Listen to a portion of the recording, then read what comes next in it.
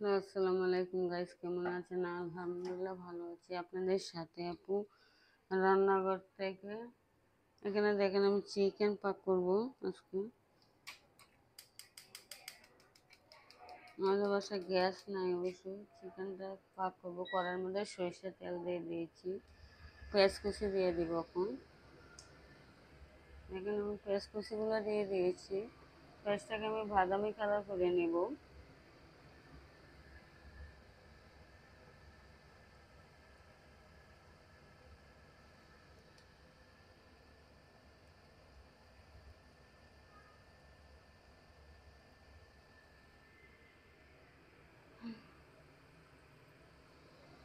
পেঁয়াজটাকে বাদামি কালার করে নেব আমি আগে। আর আপনারা একটা জিনিস জানবেন সব সময়, যে সেখানে রসুন বাটাটা একটু সামান্য বেশি দিলে সমস্যা হয় না, আদা বাটা একটু বেশি দিলে আবার সমস্যা হয়ে যাবে। তাই আমি চিকেনের রসুন বাটাটা একটু বেশিই দিই সবসময়। এখানে আমি চিকেনটা কেটে দিয়ে পরিষ্কার করে রেখেছিলাম। চিকেনটা আমি পাক করে নেব।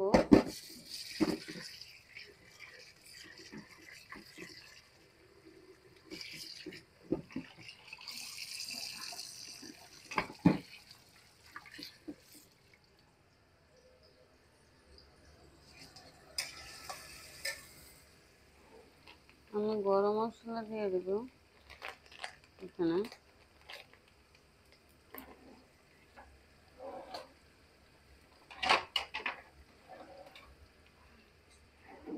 আজকে আমি কীভাবে আপনাদের সাথে আমি চিকেনটা পাক করব এটা শেয়ার করব।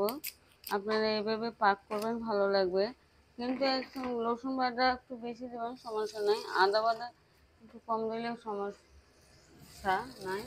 মানে আদা বাটাটা আপনারা দিবেন, কিন্তু আদা বাটা অনেক দেশে আদা বাটা খায় না। দেখেন আমি তেজপাতা দিয়েছি, গরম মশলাগুলো দিয়ে দেবো।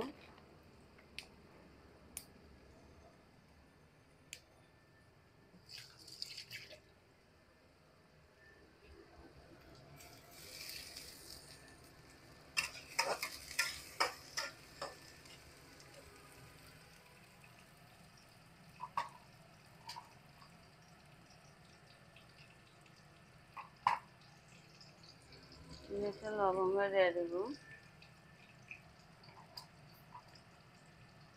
বেশি মশলা দিতে হয় না অবশ্যই, তো যে মশলা দিয়ে পাক করতে অত কিছু দিতে হয় না।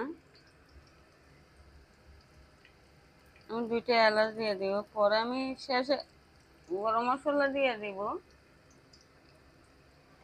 গুঁড়া।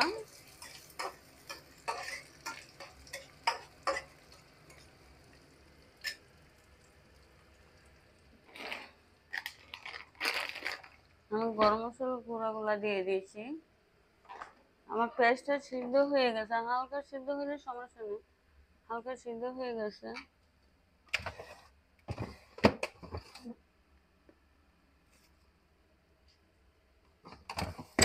আমি মশলা অ্যাড করে দেব।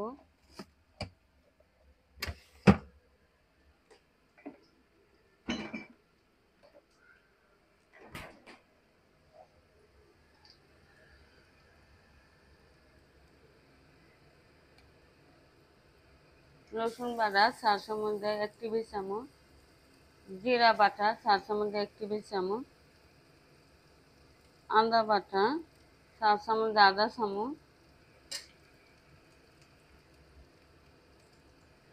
আমি জিরা বাটা একটু দিয়ে দিয়েছি। আমি সব মশলা দিয়ে দিয়েছি। মশলার পরিমাণ মতো বুঝে নেবেন আপনারা পাক করার জন্য। মশলাটা ভালো করে ভেজে নেবেন। তেলের মধ্যে যত মশলা কষাবেন সবসময় মনে হবেন সেই কারণে মুরগি ভালো হয়, নাহলে ভালো হয় না। দেখেন আমি মশলাটা অনেকক্ষণ ধরে কষায় নিব, ভেজে নিব, তেলের মধ্যে ভেজে নিব। লবণ পরিমাণ মতো লবণ দিয়ে দিয়েছি।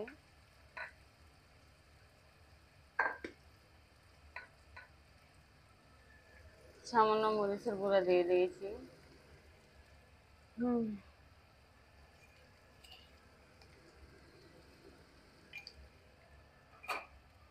সরি, আজকে আমার বাসায় ধনে গুঁড়াটা নেই।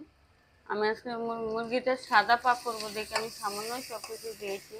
আমি হলুদ মানে হলুদের গুঁড়া দিয়েছি না। তো মুরগিটা আমি সাদা করবো। আমি কোনো পানি অ্যাড করতেছি না। দেখেন এখানে আমি চিকেনটা ধুয়ে রেখেছিলাম, চিকেনটা দিয়ে দেবো। চিকেনের ভিতরে পানি চলে আসবে দেখে আমি পানি অ্যাড করলাম না। তাই চিকেনটা আমি ধুয়ে রেখেছিলাম, তো ওটা আমি সাদা করবো আজকে। তাই চিকেনটা আমি মানে পরিষ্কার করে রেখেছিলাম, সব একটা করে আমি দিয়ে দেবো। দেখেন আমি চিকেনগুলো দিয়ে দিচ্ছি, পরিষ্কার করে ধুয়ে কেটে পরিষ্কার করে ধুয়ে রেখেছিলাম। এখন আমি সবগুলো দিয়ে দেবো।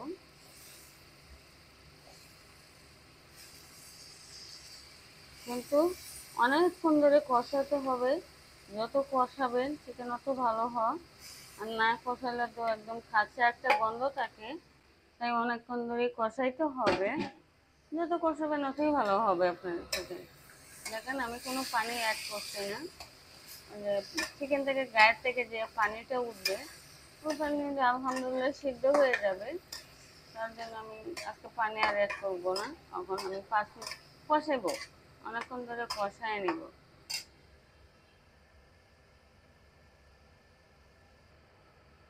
দেখেন আমি অনেকক্ষণ ধরে কষাচ্ছি, আমি কোনো পানি অ্যাড করছি না। মানে যত কষাবেন আপনারা অতই ভালো হয় মুরগি। মানে যে কোনো জিনিসে আমার সবসময় ছোটোবেলা আমার মা বলতো, বাবা বলতো, সরি আমার তো মা নেই, আমার বাবা বলতো সবসময় অনেক কষাইতে হ মা, সব কিছু কষাইলে অনেক ভালো হয়।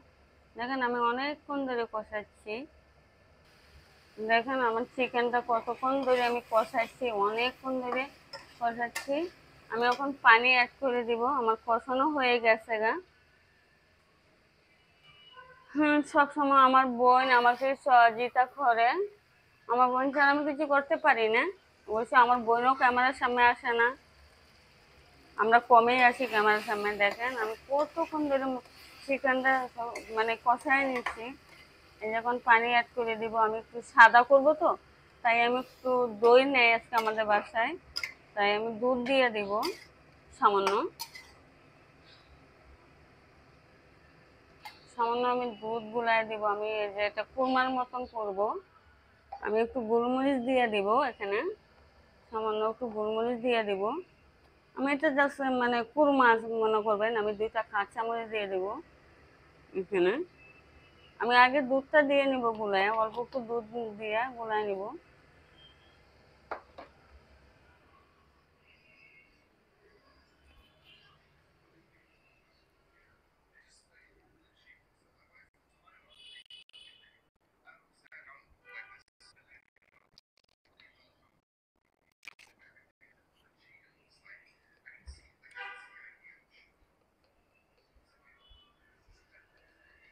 আম সত্ত্ব বানাবো না,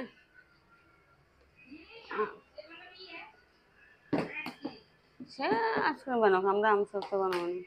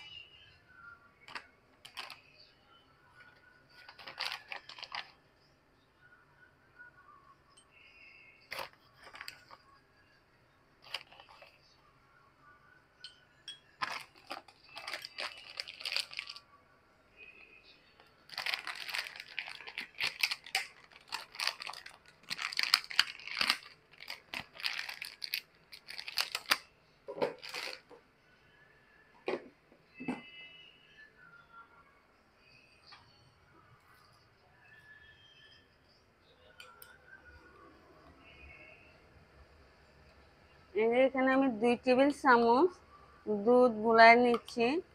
মানে আমি এটা কুরমাই পাক করবো।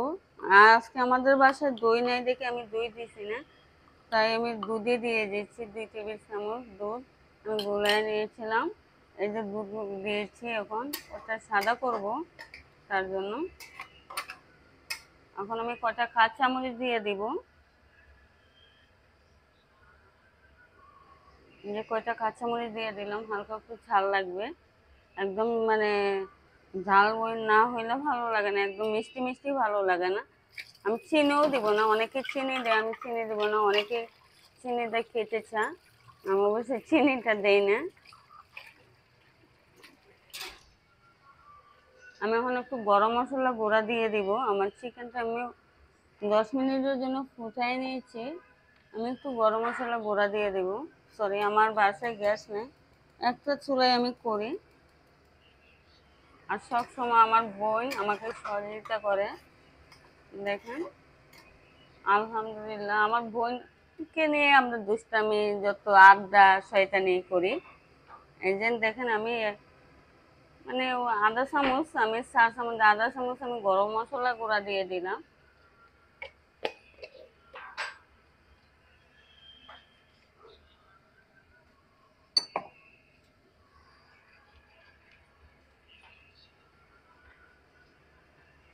আমি সামান্য একটু ঘি দিয়ে দিব এখানে, 1 টেবিল চামচ, 4 চামচ, 1 টেবিল চামচ।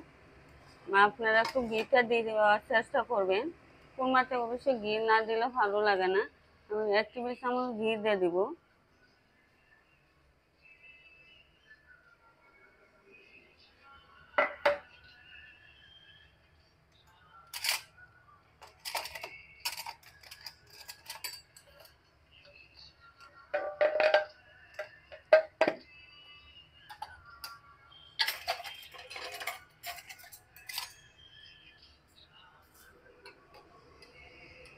এখানে আমি 1 টেবিল চামচ ঘিটা দিয়ে দিলাম। এখানে ঘিটা দিলে ভালো লাগে।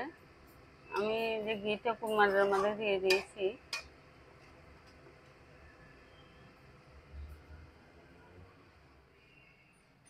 মানে সবসময় অন্য কিছু চেষ্টা করি পাক করার জন্য, নতুন নতুন কিছু চেষ্টা করি পাক করার জন্য।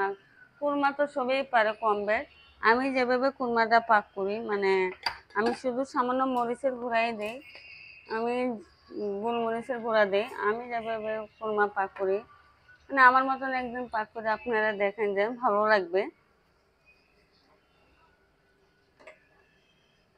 আমি চেষ্টা করি অন্যরকম পাক করতে, সবসময় নতুন নতুন কিছু পাক করে আপনাদেরকে দেখানোর জন্য। দেখেন মাশাআল্লাহ আমার কুরমাটা কত সুন্দর হয়েছে। আমি আর কুরমার পানিটা একটু কমাই নিব, মানে একদম শুকাবো না, একটু কমাই নিব সামান্য।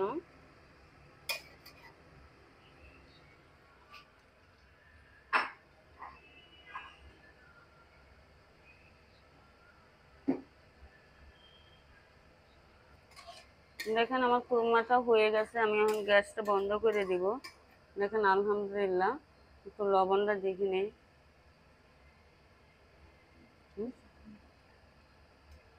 দেখেন আমি গ্যাসটা বন্ধ করে দিব। যে আমার কুরমা হয়ে গেছে আলহামদুলিল্লাহ।